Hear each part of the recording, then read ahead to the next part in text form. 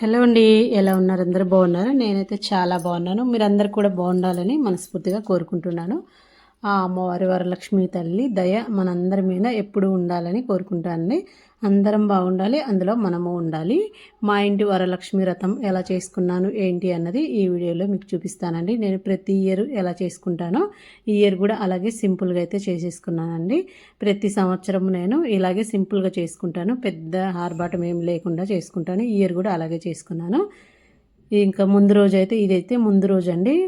మనకు వరలక్ష్మి వ్రతం అంటే ఒక 2-3 రోజుల ముందు నుంచే పనులన్నీ ఉంటాయి. ఇంకా ముందు రోజే ఆ రోజుకి కావాల్సిన పనులన్నీ చేసి పెట్టుకుంటాను. ఇంకా ముందు రోజు పూలు తీసుకొచ్చుకొని దేవుని దగ్గర పూలు, గుమ్మాలకు పూలు, మామిడాకులు, ఇంకా అరటి కొమ్మలు ఇవన్నీ తీసుకొని ఇంకా అలాగే దేవుని సామాన్లన్నీ క్లీన్ చేసి పెట్టేసుకుంటాను ముందు రోజే. ఇంకా బంతి పూలు తెచ్చుకున్న బంతి పూలు, మామిడాకులు తెచ్చుకొని బంతి పూలు ఊరి దగ్గర నుంచి మా అత్తయ్య పంపించింది. అవన్నీ మధ్యలో మధ్యలో మామిడాకులు వేసుకొని నీట్గా కుట్టేసుకొని ఇంకా అన్ని మాలలు కట్టి పక్కన పెట్టుకున్నాను. ఇంకా ఆ రోజు గురువారం రోజు ఇంకా తులసి కోట కూడా నీట్గా మొత్తం కడిగేసుకొని పసుపు రాసేసి బొట్లు అయితే పెట్టుకున్నానండి. ఇంకా ఇలా పండగలప్పుడు ఎప్పుడన్నా గురువారం పూట, శుక్రవారం పూట తులసి కోటను నీట్గా కడిగేసుకొని మంచిగా పసుపు రాసి బొట్లు అయితే పెట్టుకుంటానండి. ఇంకా వరలక్ష్మి వ్రతంకి అయితే కంపల్సరీ ఇలా చేసుకుంటాను. ఇంకా మొత్తం పసుపు అంతా రాసేసుకొని చక్కగా బొట్లు అయితే పెట్టేసుకున్నాను తులసి కోటకి. అన్నీ మనం పండుగ రోజు చేసుకోవాలి అంటే వరలక్ష్మి వ్రతం రోజు కుదరదు కదా, అందుకనే ముందు రోజు ఈ పనులన్నీ చేసి పెట్టుకున్నామంటే మళ్ళీ రోజుకి ఇబ్బంది ఉండదు. ఇంకా మధ్యాహ్నం పూట అవన్నీ నీట్గా దేవుని సామాన్లన్నీ కడిగేసి ఏమేమి కావాలో అన్నీ సర్ది పెట్టేసుకొని ఇంకా మళ్ళీ సాయంత్రము ఇంకా మొత్తం నైట్ డిన్నర్ అయిపోయిన తర్వాత ఇంకా స్టవ్ అంతా ఇంకా మళ్ళీ రోజుకి ఇక్కడ పాలు ఇవన్నీ కాచి పెట్టుకున్నానండి. పెరుగు దద్దోజనంకి పెరుగు అది కావాలి కదా, పాలన్నీ కాసి పెట్టుకొని ఇంకా నైటు తిన్న తర్వాత గ్యాస్ బండ ఇంకా స్టవ్ ఇవన్నీ తీసేసుకొని చక్కగా స్టవ్ బండ అంతా తుడుచుకొని ఇంకా స్టవ్ మీద అవన్నీ కడిగేసుకుంటున్నాను నీట్గా. గ్యాస్ అవి ఎంత అయితే నేను ఎప్పుడు కడగనండి, ప్రతిసారి కడగకూడదు అనేసి ఎప్పుడో ఒకసారి కడుగుతాను. ఇంకా తుడవడం అయితే నీట్గా మొత్తం తుడిచేస్తాను. ఇవంతా తుడవడం, గ్యాస్ స్టవ్ అంతా తుడవడం అయిపోయిన తర్వాత ఇంకా మళ్ళీ రోజుకి కొన్ని కావాల్సినవన్నీ నానబెట్టుకుంటున్నా. ఇవన్నీ చేసుకోవడానికి నేను ఈవినింగే 5 o'clock అలాగే 6కి అలాగా స్నానం చేసేస్తానండి. స్నానం చేసి నైట్ మళ్ళీ ఈ పనులన్నీ చేసుకుంటాను. రేపటికి కావాల్సినవి మనం వడలకి మినప్పప్పు నానేస్తాను. ఇంకా సగ్గుబియ్యం పాసంకి అయితే సగ్గుబియ్యము అలాగే శనగపప్పు నానబెట్టేసుకున్నాను. ఇంకా మళ్ళీ తాంబూలంకి మనకి శనగలు కావాలి కదా, శనగలు కూడా నానబెట్టుకున్నాను.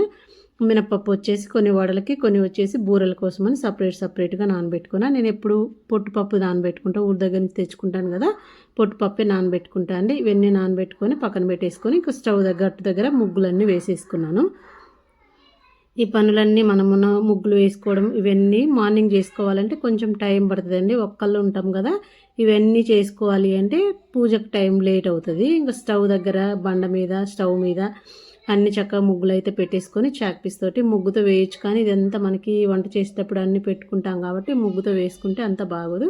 అందుకే ఒక స్టవ్ మీద మాత్రమే ముగ్గుతో వేసేసుకొని ఇంకా చక్కగా పసుపు అన్ని రాసుకొని స్టవ్కి ముగ్గులన్నీ పెట్టేసుకున్నానండి. ఇంకా మళ్ళీ ఆ తర్వాత ఇంకా బయట పూలు కుట్టేసుకున్నాం కదా, పూలు కూడా కట్టేసుకున్నాను. ఇంకా ఇవన్నీ పెట్టుకున్న తర్వాత ఇంకా మండపంకి కావాల్సింది ఇంకా మేము ఒక పీఠం తీసుకున్నామండి. మంచిగా ఇది వరలక్ష్మి వ్రతానికి కానీ ఏమైనా పూజలు చేసుకోవడానికి కానీ లాస్ట్ ఇయర్ నేను తయారు చేయించుకున్నాను దీన్ని. ఇంకా నైటే దీన్ని కూడా కొంచెం డెకరేషన్ కోసం అనేసి వెనుక బ్యాక్గ్రౌండ్ కట్టేసుకొని ఇంకా నైట్ పీఠం ఇదిలా రెడీ చేసి పెట్టేసుకొని పసుపు రాసేసి చక్కగా ముగ్గుతోటి ముగ్గు వేసుకొని ఇంకా అలాగే పసుపు కుంకుమలు అన్నీ రాసుకొని ముగ్గు వేసి పెట్టుకున్నానండి. దీని మీద ఒక క్లాత్ కూడా పరిచి ఇవైతే రెడీ పెట్టుకున్నాను.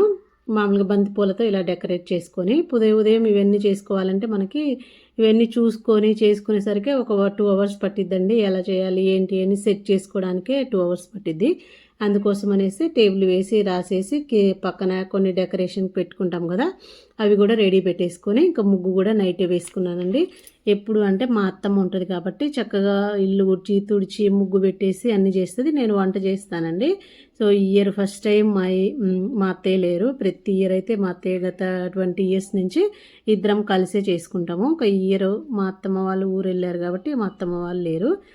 బయట కూడా ముగ్గు వేసి చక్కగా గుమ్మానికి అయితే మామిడి ఆకులు పెట్టేసుకొని పూలు కట్టేసుకొని ఇంకా నైట్ అయితే పడుకునేసరికి 12 అయిందండి. ఇంకా మళ్ళీ రోజు ఎర్లీ మార్నింగ్ 10 to 4 o'clock లేసాను. ఇంకా లేసేసి ఇల్లు తుడిచేసుకొని ఇంకా ఇంకా ఆ తర్వాత గుమ్మానికి పసుపు రాసేసుకొని ఇంకా ఫ్రెష్ అయిపోయి స్నానం చేసేసిన తర్వాత ఇల్లు ఉడ్చి తుడిచి స్నానం చేసేసి గుమ్మానికి పసుపు రాసి చక్కగా బొట్లు పెట్టేసుకొని ఇంకా వంట దగ్గరికి అయితే వచ్చానండి. ఇంకా ఏం కావాలి ముందైతే రైస్ కడిగి పక్కన పెట్టేసి ఇంకా ఏసురు పెట్టాను. వాటర్కి ఏసురు పెట్టుకొని అన్నం వండుకుంటే పులిహోరకి బాగుంటుంది, ఇంకా తొందరగా అయిపోతుంది అనమాట.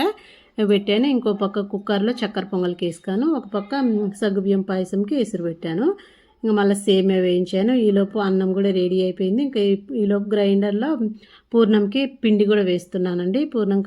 పూర్ణంకి కూడా రెడీ చేసి పెట్టుకున్నాను. పూర్ణం పిండి వేసి ఆ తర్వాత గ్రైండర్లో వడలకు కూడా వేసేసి ఇంకా బొబ్బట్లకు మైదా పిండి అయితే కలిపి పెట్టుకుంటున్నాను. ఇంకా ఇవన్నీ ఒక పక్క చకచక చేసుకుంటూ ఉంటే మనకు తొందరగా అయిపోద్ది. ఇంకా చక్కెర పొంగల్కి ఉడికింది కుక్కర్ అయిపోయిన తర్వాత ఇంకా బెల్లం పాకం బట్టి ఇంకా అందులో వేసేసి ఇంకా ఈలోపు చక్కెర పొంగల్ అయిపోయింది. ఇంకా సగ్గుబియ్యం పాయసం కూడా అయిపోయింది. ఇంక ఈ రెండిటల్లో జీడిపప్పులు అవి వేసి పక్కన పెట్టేశాను. పులిహోర కూడా కలిపేసి పక్కన పెట్టేశానండి. ఇంకా ఫైనల్గా లాస్ట్లో అయితే ఇంకా వడలకైతే వేసేస్తున్నాను. వడలు కూడా చేసేసి మొత్తము ఇవన్నీ పక్కన పెట్టాను. కదా ఇవన్నీ వంటలు అయిపోయేసరికి 9 అయిందండి.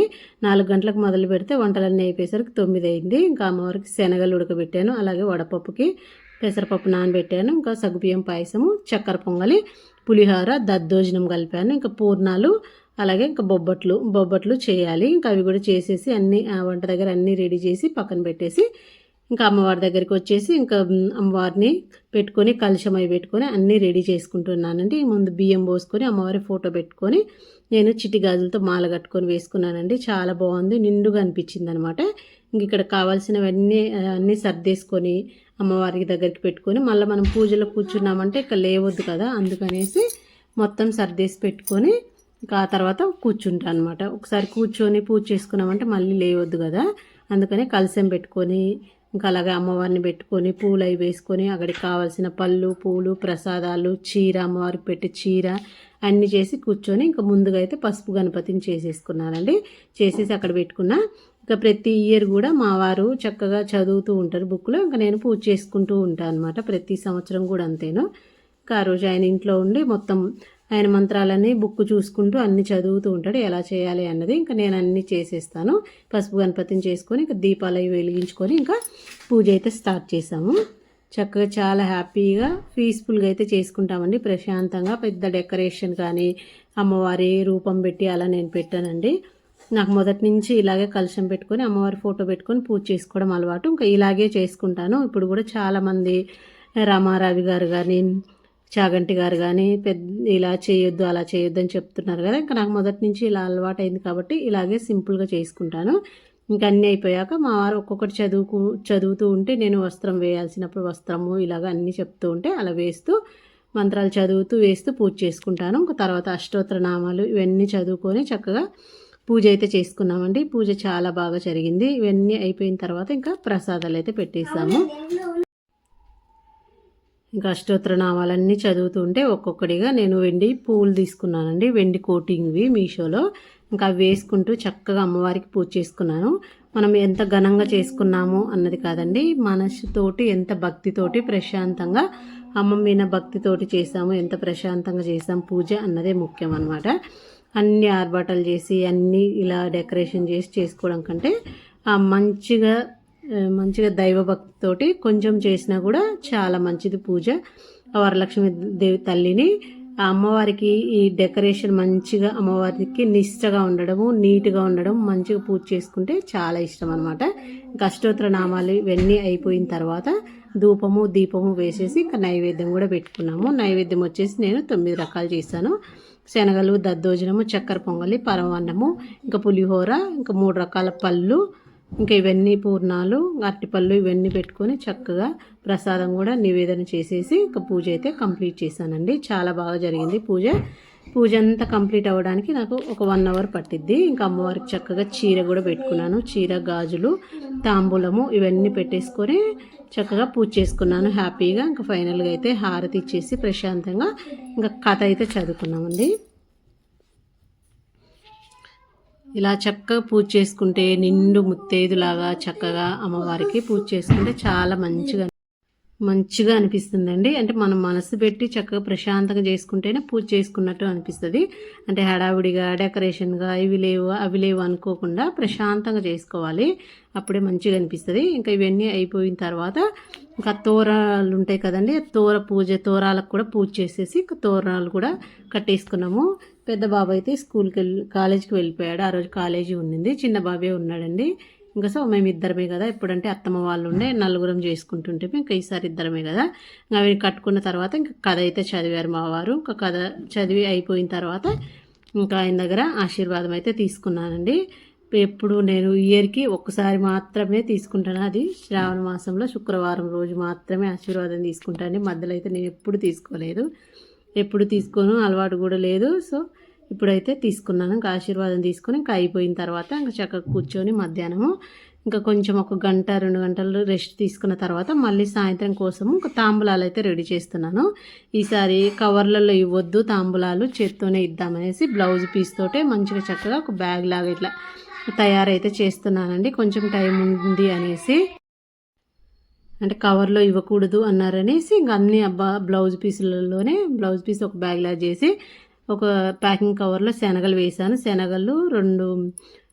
శనగలు వేసాను. దాంతోపాటు ఒక కవర్లో శనగలు, 3 ఆకులు 2 ఒక్కలు వేసేసి ఇలా బ్లౌజ్ పీస్కి బ్యాంగిల్స్ పెట్టేసి చక్కగా బ్యాగ్ లాగా తయారు చేసి తాంబూలానికి అయితే రెడీ చేశానండి.